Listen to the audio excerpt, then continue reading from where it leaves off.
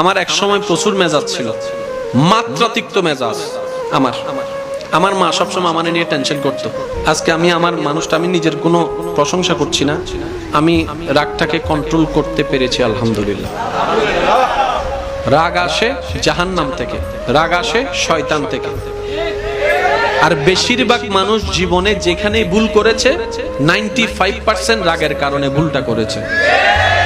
আর এই ভুলটাই আমাদের জীবনটা নষ্ট করেছে, সময়টা নষ্ট করেছে, পরিবার নষ্ট করেছে, বংশ নষ্ট করেছে। কথা বলেন ঠিক কিনা? ব্যবসাও নষ্ট করছে রাগে, পড়ালেখাও নষ্ট করছে। আল্লাহ পাক আমাদের সকলের গুনাহ মাফ করুক, আমাদের মা বাবার গুনাহকে ক্ষমা করুক, আমাদের দাদা দাদি নানা নানির গুনাহকে ক্ষমা করুক। এই এলাকায় যত কবরবাসী এই মুহূর্তে কবরের আযাবে কষ্ট পাচ্ছে, আল্লাহ প্রত্যেকটি কবরবাসীকে আযাব থেকে মুক্তি দান করুন।